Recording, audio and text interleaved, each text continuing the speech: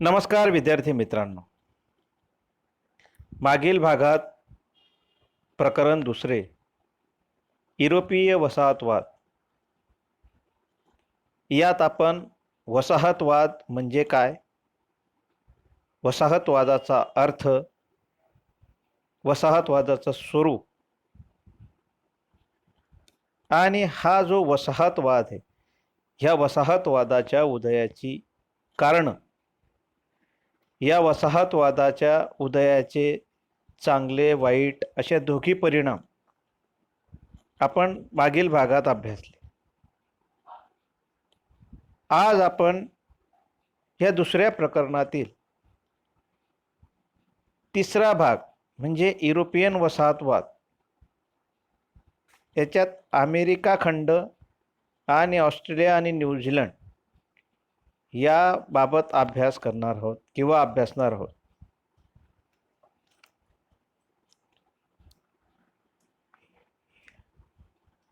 साधारणपणे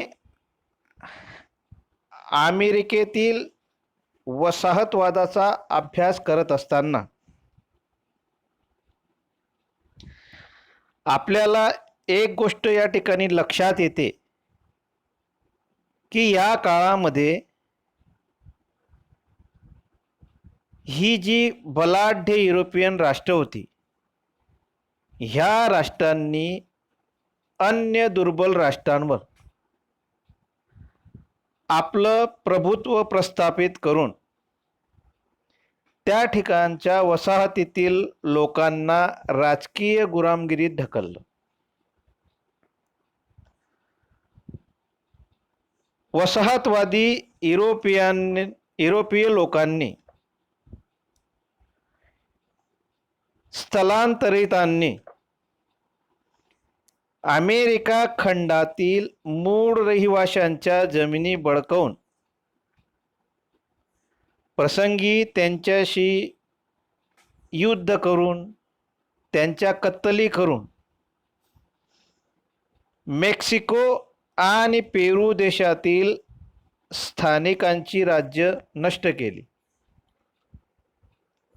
आणि ही राज्य नष्ट करून त्या ठिकाणील जनतेवर किंवा लोकांवर गुलामगिरी लादली. आणि ह्या अमेरिका खंडांच्या वसाहती स्थापनच्या चढाओढीमध्ये जो देश पुढाकार घेतलेला होता तो पहिला देश होता स्पेन. ह्या स्पेनने युरोपियन राष्ट्रांमध्ये वसाहतींसाठी जी स्पर्धा सुरू झालेली होती, त्या सुरू झालेल्या स्पर्धेबरोबर पोर्तुगाल आणि स्पेन ह्या दोन देशांनी त्यात पुढाकार घेतला. पोर्तुगालने अमेरिका खंडातील ब्राझील आणि स्पेनने मेक्सिको येथे वसाहती स्थापन केल्या.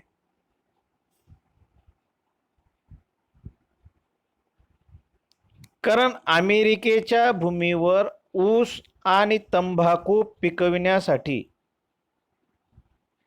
स्पेनिश लोकांनी आफ्रिकेतील लोकांना गुलाम म्हणून आणलं. ह्या वसाहतीतील हे ज्या प्रमुख वसाहती होत्या अमेरिकेमध्ये, ह्या वसाहतींमध्ये सोन्याचे आणि खनिजांचे साठे होते. पेरू, मेक्सिको आणि व्हेनेझुला येथे ह्या सोने आणि चांदीचे मोठे साठे सापडत. त्यासाठी स्पेनने शेतीपेक्षा सोने मिळवण्यावरच अधिक लक्ष केंद्रित केलं.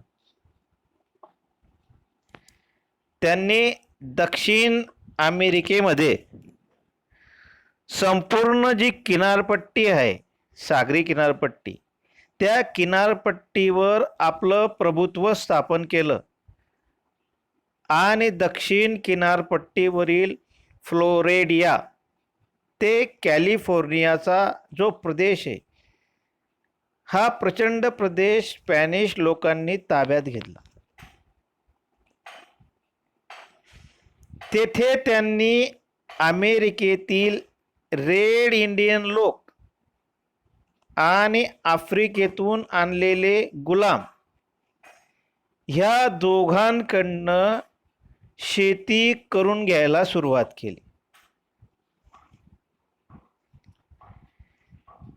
शेतीबरोबरच खाणीतून जी अफाट संपत्ती त्यांच्या हाती लागली,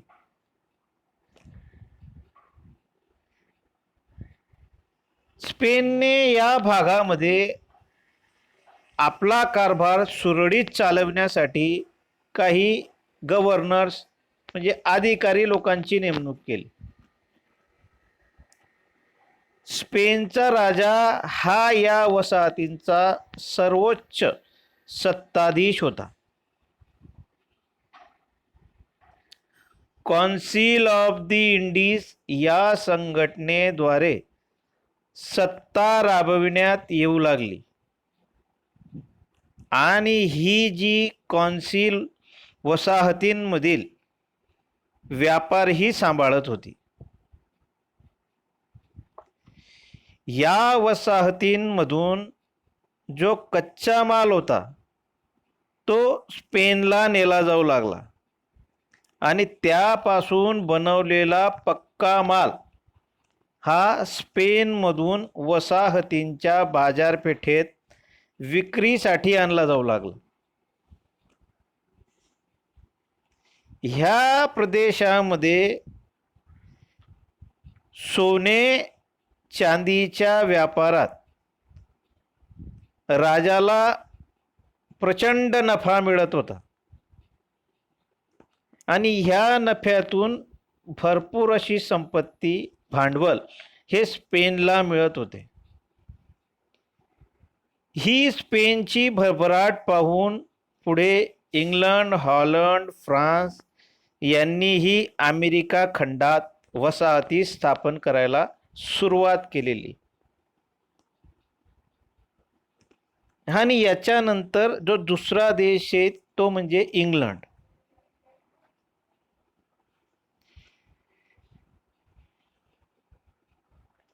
ज्यावेळेस इंग्लंडने अमेरिका खंडामध्ये वसाहत स्थापन करायला सुरुवात केली, त्यावेळेस इंग्लंडची राणी एलिझाबेथ पहिली ही होती आणि ह्या एलिझाबेथ पहिल्या राणीच्या काळात ह्या वसाहती स्थापन करण्यासाठी ज्या सागरी मोहिमा काढण्यात आल्या, त्या सागरी मोहिमांना प्रोत्साहन मिळालं. तसेच वसाहत स्थापन करण्यास प्राधान्य दिलं गेलं. ही राणी एलिझाबेथ पहिला हिच्या काळात व्यापारी नफ्याच्या जोडीने स्वराष्ट्राचे हित हे उद्दिष्ट वसाहतवादाला जोडले गेले. इसवी सन 1496 मध्ये जॉन कॅबट याला इंग्लंडने अमेरिकन भूमीवर वसाहती स्थापन करण्याची परवानगी दिली. लगेच त्याने उत्तर अमेरिकेत इंग्लंडचे बस्तान बसवलं. इसवी सन 1607 मध्ये जेम्स नदीच्या काठावर ब्रिटिशांनी जेम्स टाउन ही वसाहत उभारली आणि ही जी जेम्स टाउन या ठिकाणी उभारलेली वसाहत होती, या वसाहतीलाच पुढे व्हर्जिनिया हे नाव देण्यात आलं. पुढील काळात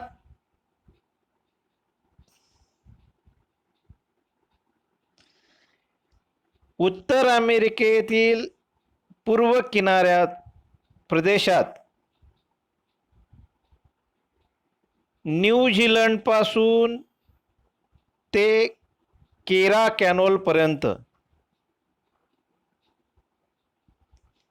ह्या इंग्रजांनी एकूण 13 वसाहती स्थापन केले.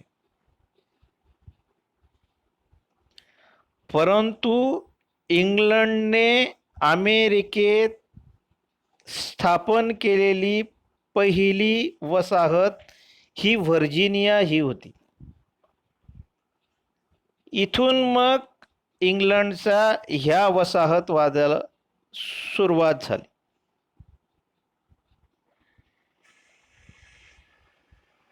ह्या ज्या इंग्लंडने 13 वसाहती स्थापन केल्या, ह्या वसाहतींमध्ये इंग्लंडने ह्या वसाहतींची नाकेबंदी करण्याचं धोरण आखलं आणि यातूनच जलवाहतुकीचा कायदा केला. ह्या कायद्याद्वारे मालाची वाहतूक करण्याची मक्तेदारी ही फक्त इंग्लंडमधील कंपन्यांनाच मिळाली. पहा या ठिकाणी या 13 वसाहती आपल्याला दिसत आहेत. ह्या 13 वसाहतींमध्ये इंग्लंडने स्वतःची मक्तेदारी निर्माण करण्यासाठी एक कायदा केला आणि ह्या कायद्यानुसार मालाची वाहतूक किंवा मालाची वाहतूक करण्याची स्वतःची मक्तेदारी म्हणजे स्वतःच्या ताब्यात ठेवली आणि त्या कायदा स्टॅम्प ॲक्ट हा होता. तर हा कायदा आपण जाणून घेऊया. 1765च्या कायद्यानुसार म्हणजे स्टॅम्प ॲक्टनुसार महत्त्वाच्या वस्तूंवर स्टॅम्प ड्युटी भरणे इंग्लंडने बंधनकारक केले. ह्या कायद्याने वसाहतीत आयात होणाऱ्या महत्त्वाच्या वस्तूंवर कर भरले आणि हे कर भरणं हे त्यांनी बंधनकारक केलं आणि ह्या आयात होणाऱ्या वस्तूंवर कर भरणं बंधनकारक केल्यामुळे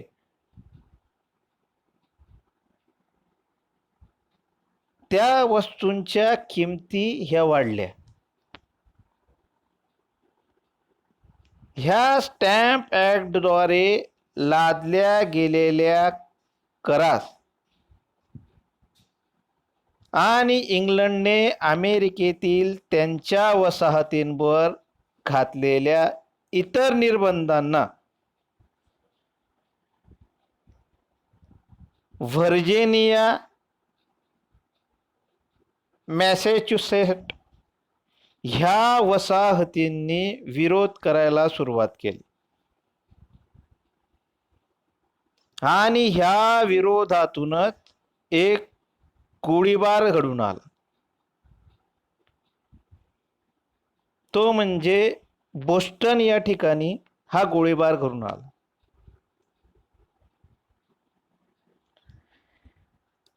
मॅसेच्युसेट्समधील बोस्टन या शहरात 5 मार्च 1770 रोजी हे जे ब्रिटिश सैनिक होते, ह्या ब्रिटिश सैनिकांच्या गोळीबारामध्ये काही लोक ठार झाले आणि यामुळे बोस्टन शहरामध्ये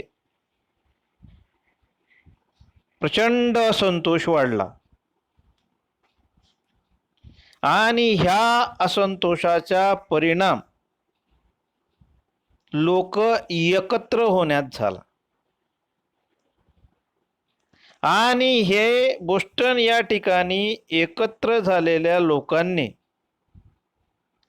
इसवी सन 1773 मध्ये सर्व वसाहतींच्या स्वातंत्र्याची मागणी केली. ह्या काळामध्ये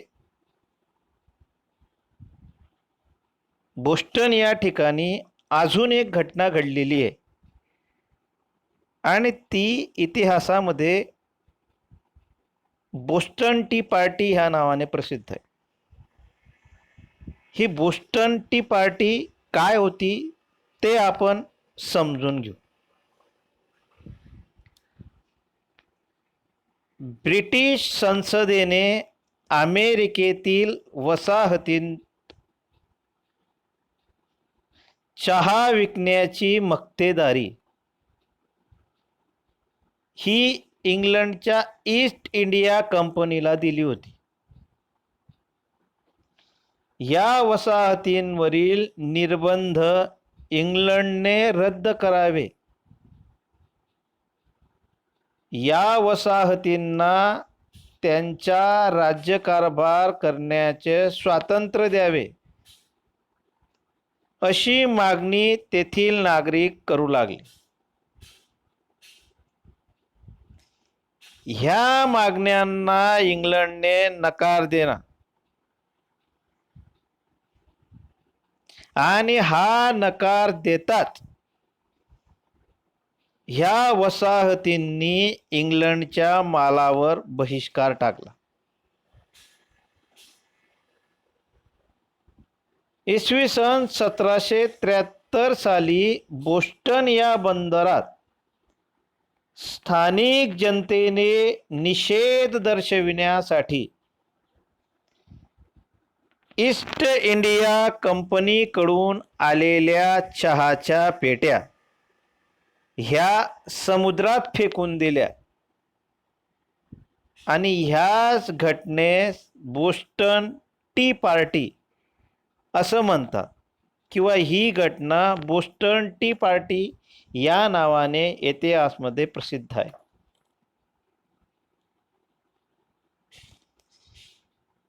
ह्याच पार्श्वभूमीवर अमेरिकेतील ब्रिटिश वसाहतींची सभा, ज्याला कॉन्टिनेंटल काँग्रेस हे निर्माण करण्यात आली. ह्या कॉन्टिनेंटल काँग्रेसने किंवा वसाहतींचे सभेमध्ये एक अधिवेशन झाले जे फिलाडेल्फिया अधिवेशन म्हणून प्रसिद्ध आहे.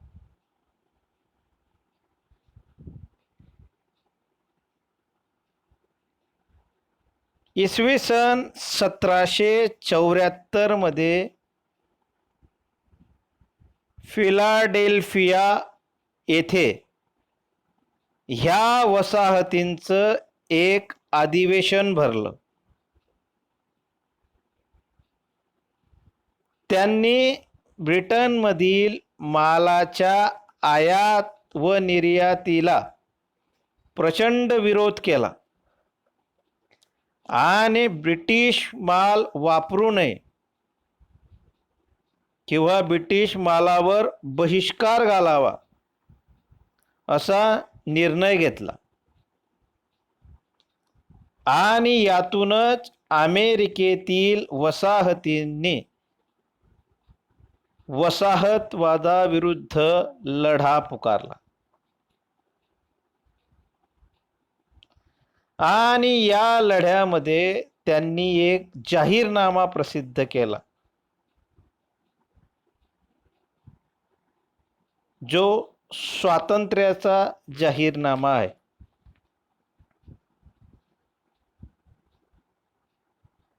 अमेरिकेतील 13 ब्रिटिश वसाहतींनी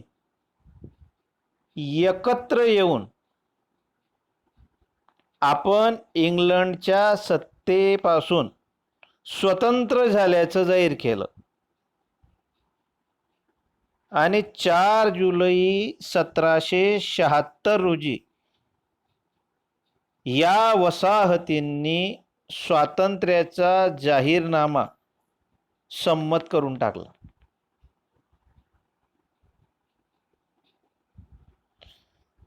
हा जाहीरनाम्याचा जो दस्तऐवज आहे,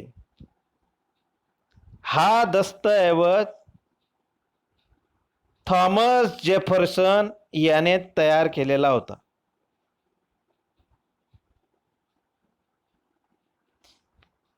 ह्या जेफरसनने च्या मते जीवन जगणं, स्वातंत्र्य आणि आनंद मिळवणं हे माणसाचे 3 नैसर्गिक हक्क आहेत आणि ते कोणालाही हिरावून घेता येत नाहीत, असं ह्या जाहीरनाम्यात जेफरसनने म्हटलं.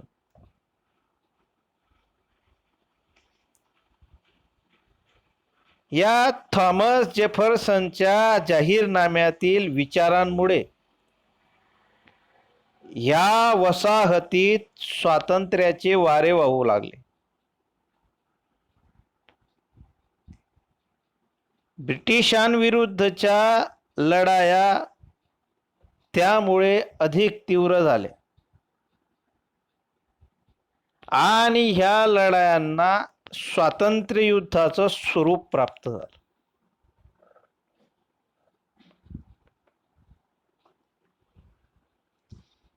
हे जे फिल्डेल्फिया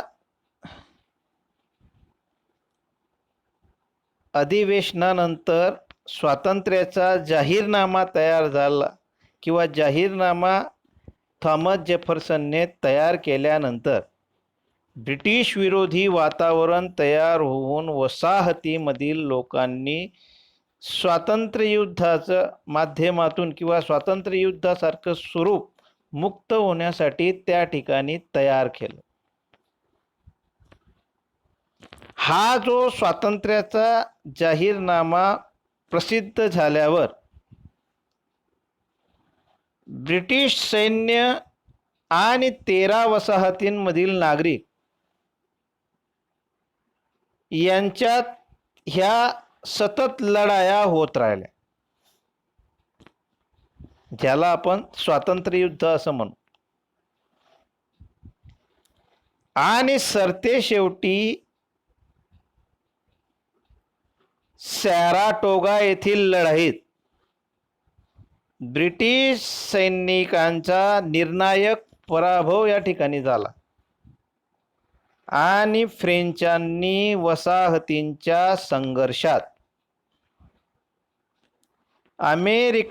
अमेरिकेला मदत केली. इसवी सन 1779 मध्ये स्पेन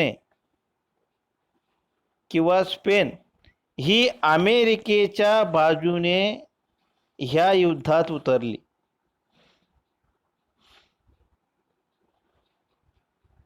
आणि त्यावेळी ह्या वसाहतींचा जो प्रमुख होता तो म्हणजे जॉर्ज वॉशिंग्टन. बघा हे त्याचे चित्र या ठिकाणी दिसतंय तुम्हाला. तर ह्या 13 वसाहतींचा हा प्रमुख जॉर्ज वॉशिंग्टन याने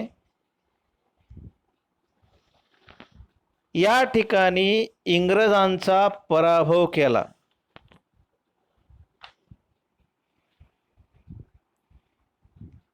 ह्यावेळी इंग्रजांचा सेनानी म्हणजे सेनापती जो लॉर्ड कॉर्नवॉलिस होता, हा लॉर्ड कॉर्नवॉलिस जॉर्ज वॉशिंग्टनला शरण आला आणि अमेरिका ही स्वतंत्र केली. ह्या अमेरिकन स्वातंत्र्य युद्धामध्ये ह्या जॉर्ज वॉशिंग्टनने अतिशय महत्त्वाची अशी भूमिका या ठिकाणी केलेली. ह्या जॉर्ज वॉशिंग्टनच्या नेतृत्वाखालीच ह्या 13 वसाहती एकत्र आल्या आणि ह्या वसाहतींनी एकत्र येऊन इंग्लंडसारख्या बलाढ्य देशाचा पराभव ह्या जॉर्ज वॉशिंग्टनच्या नेतृत्वाखाली करून दाखवलं.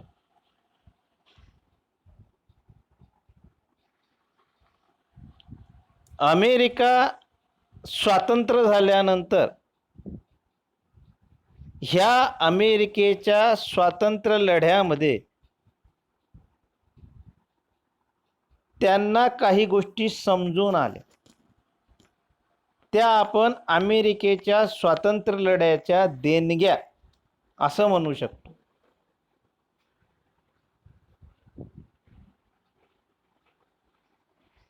ह्यात अमेरिकेच्या असं लक्षात आलं किंवा अमेरिकेने देशाला एक नवीन व्हिजन या ठिकाणी दिलं. त्यांच्या मते मानवाचे निसर्गदत्त हक्क नाकारणाऱ्या राज्यकर्त्यांविरुद्ध लढण्याचा जनतेला हक्क असतो. हे अमेरिकेने संपूर्ण जगाला दाखवून दिलं. राजाविना राज्य ही अमेरिकेने जगाला दिलेली एक महत्त्वाची देणगी आहे.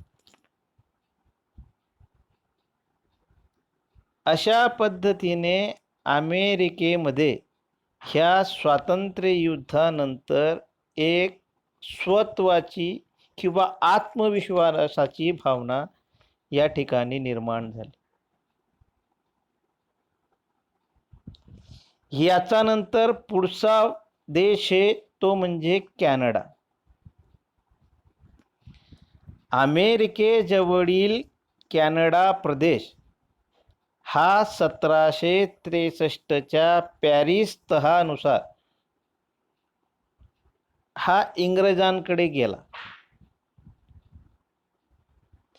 त्यांनी पुढे कॅनडाला संघराज्यांचा दर्जा दिला. म्हणजे आपल्या देशात जशी वेगवेगळी राज्य आहेत, महाराष्ट्र असेल, उत्तर प्रदेश असेल, मध्य प्रदेश, तसे इंग्लंडमध्ये संघराज्य होती आणि त्यांनी इंग्रजांनी ह्या कॅनडाला आपल्या संघराज्यात सामावून घेतलं आणि त्याला संघराज्यांचा दर्जा दिला आणि त्या ठिकाणी इंग्लंडसारखी द्विगृही म्हणजे 2 गृहांची संसद दिली. इंग्रजांनी कॅनडामध्ये एक राजप्रतिनिधी सुद्धा नेमलेला होता. अशा प्रकारे अमेरिका खंडामध्ये ह्या युरोपियन राष्ट्रांनी आपला विळखा बसवण्याचा प्रयत्न केला, परंतु त्यावेळी वसाहतींमधील जनतेने उठाव करून त्यांचा हा जो विळखा बसवण्याचा प्रयत्न होता तो झुगारून लावला. ह्यानंतर पुढचा जो पॉईंट आहे तो म्हणजे ऑस्ट्रेलिया आणि न्यूझीलंड. साधारणपणे 18व्या शतकात ऑस्ट्रेलिया खंडात इंग्लंडमधून हद्दपार केलेल्या गुन्हेगारांची पहिली वसाहत स्थापन झाली. पुढे 19व्या शतकात ऑस्ट्रेलियात इतर स्वतंत्र प्रदेशांचे वसाहतीकरण झाले. त्याखेरीज टेस्मानिया बेट आणि न्यूझीलंडमध्ये वसाहती स्थापन केल्या गेल्या. 1900 मध्ये टेस्मानिया बेट ब्रिटिश साम्राज्य अंतर्गत त्यांच्या प्रदेशात समाविष्ट करून स्वयंशासित असे ऑस्ट्रेलियाचे प्रजासत्ताक राज्य स्थापन झाले. त्यांना इंग्लंडप्रमाणे द्विगृही संसद देण्यात आली. इंग्लंडच्या राजाने ऑस्ट्रेलियातील राजप्रतिनिधी म्हणून गव्हर्नर जनरलची नेमणूक केली होती. ऑस्ट्रेलियात फक्त युरोपियन नागरिकांना स्थलांतरित म्हणून जाण्याची परवानगी होती.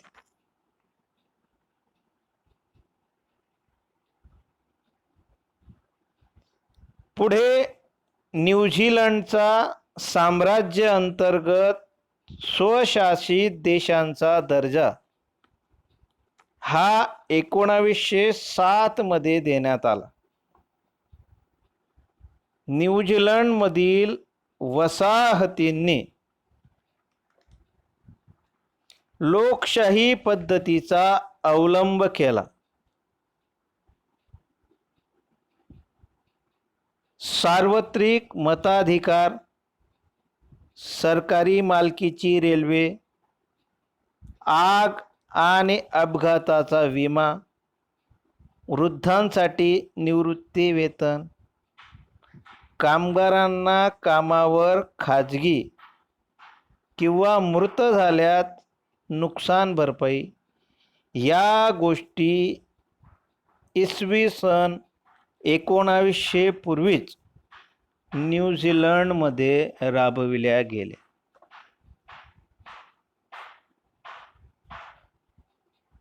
अशा पद्धतीने आज आपण युरोपियन वसाहतवाद याचे बळी ठरलेले अमेरिका खंड आणि ऑस्ट्रेलिया व न्यूझीलंड याविषयी अभ्यास समजावून घेतला.